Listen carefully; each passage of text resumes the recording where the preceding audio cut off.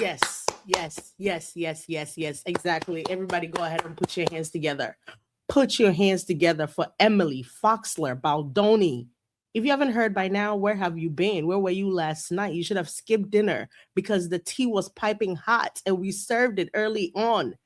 Emily Baldoni has made her way to the docket, and let me tell you, it is everything we could have wished for and more. And I'm not even one to tell you guys I told you so, but I have a few reminders. Meet me on the other side. F around and find out. Hello there, beautiful people, and welcome back to another episode of F Around and Find Out. Why am I giggly? Why am I happy? Because we heard from Emily Baldoni. Well, we saw a glimpse of a text from Emily Baldoni, and it fills my heart. It warmed me up. It made me feel all cozy and tingly inside. Some of you may not remember, some of you may not have been here for it, but it was I. It was me.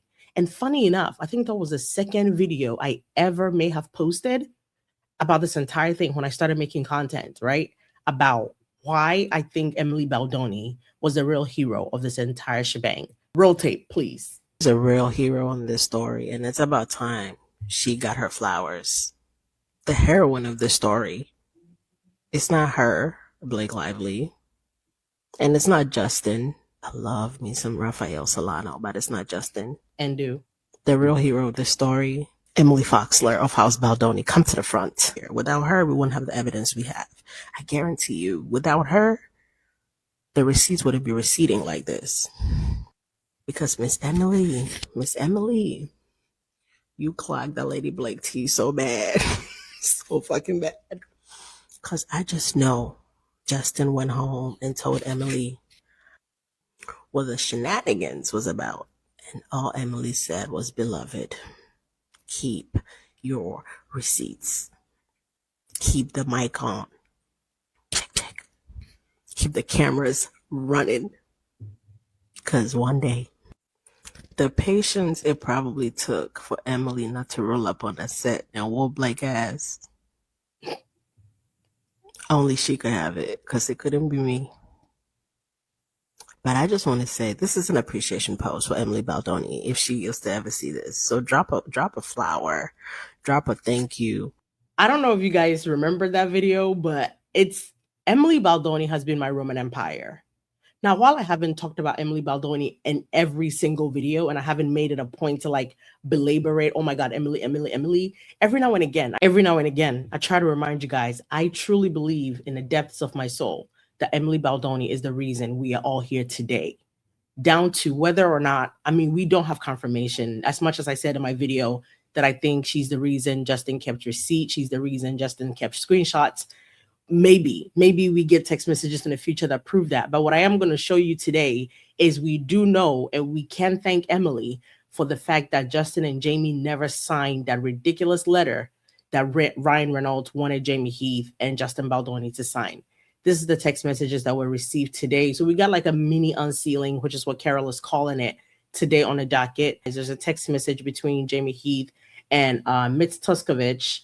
Mitz sent this message. It ends with, "I was so troubled. This is the message Justin Baldoni and Jamie Heath received from Ryan Reynolds and Blake Lively that they wanted them to sign, right, and put out." This is what it said.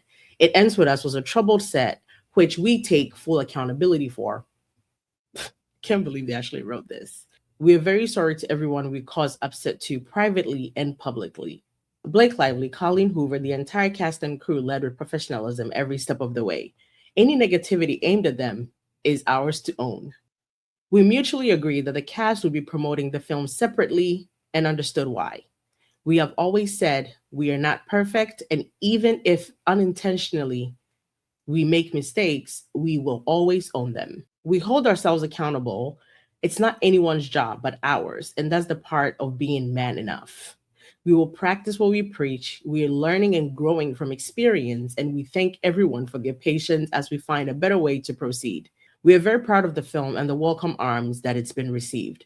Part of our work is to have uncomfortable conversations for public growth.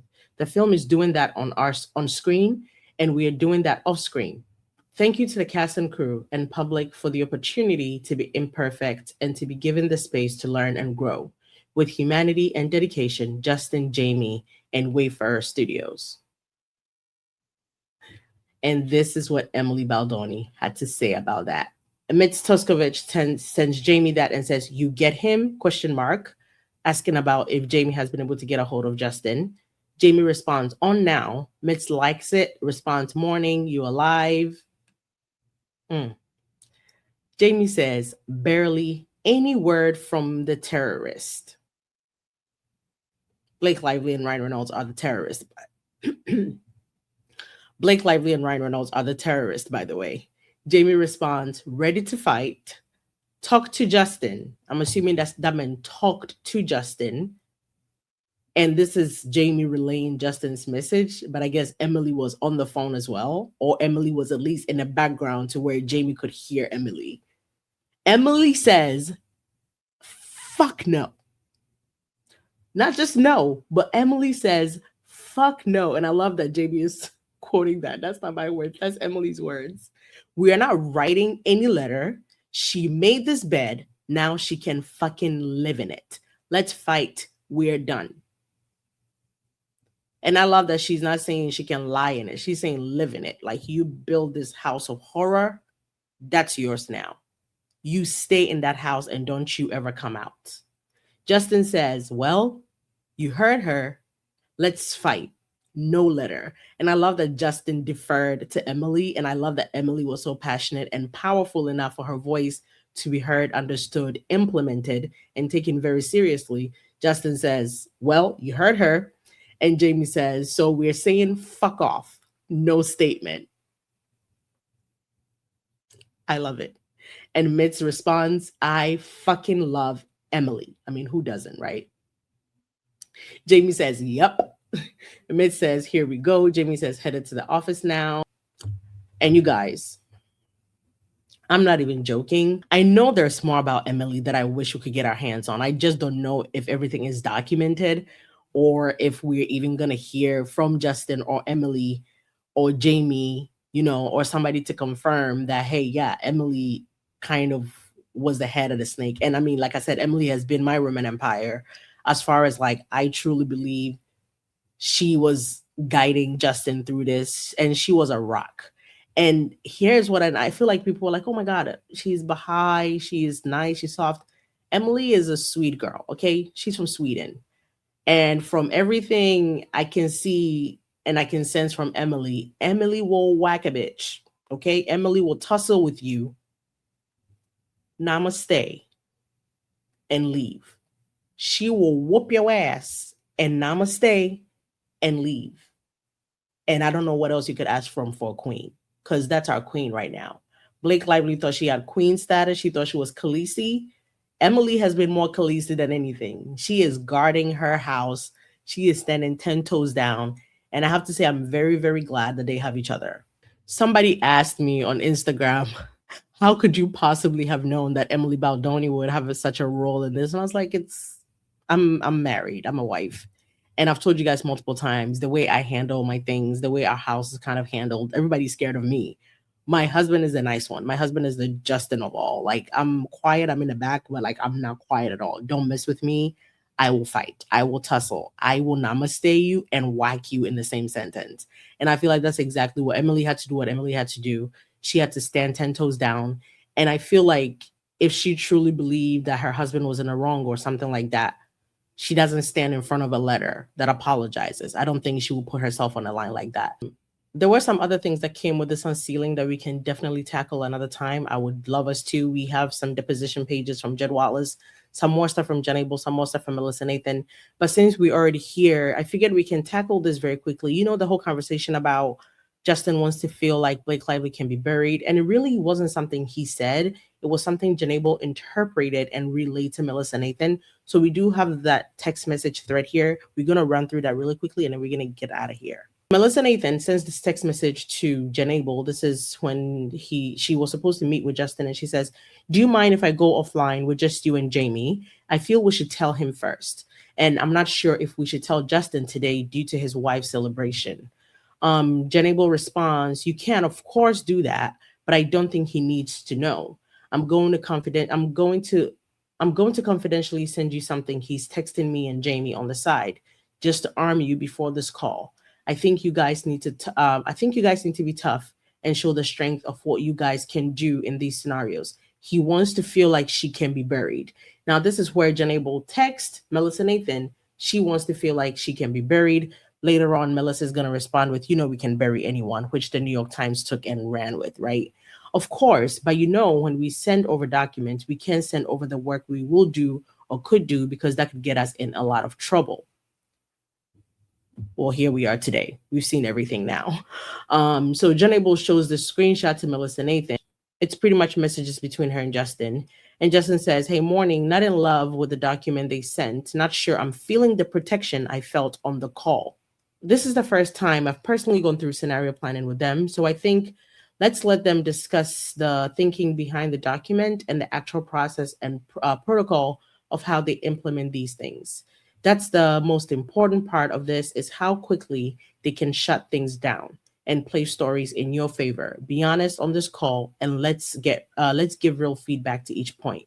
Justin says, yeah, it just feels very much like there's not much defense. He doesn't say offense or less defense. He literally says he doesn't feel like there's not much defense. And also them feeling strong, like she's going to do something. She means Blake, just is a bit concerning what everyone had originally thought. Janable then responds, "The truth is your defense. You have done nothing wrong, and there is over a year worth of paper trails and people who can go on background as your defense.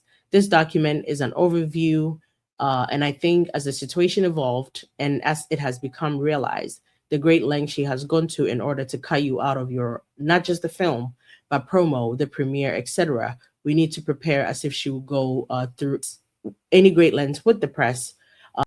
This is when Melissa Nathan responds, "We can write it down to him. We can write, we will destroy her. We will go to this, we will do this, we'll do this, we'll do this." Janable responds, "Of course not, but I told him that's the point of talking through." Melissa responds, he has to look at it as an information document for us to be armed with. That's all. Imagine if a document saying all the things that he wants ends up in the wrong hands. Again, everything is in everybody's hands now. So the work is not the document. The work is the fucking crisis. LOL. Jen says, if it's any consolation, he's like this with everything. Overthinks, stress, high anxiety. He just needs to be educated on how this process works. Melissa then responds, we can bury anyone, but I can write that to him. I'll be very tough. And also, as you know, this is twist and turning because we don't know their moves. But don't. And then we have a message from Melissa Nathan to Janable, which pretty much shows their general agenda of what they're planning to do, which at no point do you find anything about Blake being buried, literally or figuratively. I'm definitely going to have more videos coming for you guys about things that came with this mini unsealing, because there's a lot. There's over 160 pages of good, solid content that you guys need at your fingertips. And until I make my videos or you get it from elsewhere, please make sure to visit docketupdates.com, where Carol's website is going to catch you up on everything. I appreciate you guys for being here. Please remember to like, share, subscribe, leave a comment. If you're still looking to donate to our GoFundMe for our Christmas drive, you can do so with the link in my bio or the QR code up here. I appreciate your time. Please take care of yourselves. I'll see you in the next one. Have a good day. Bye-bye.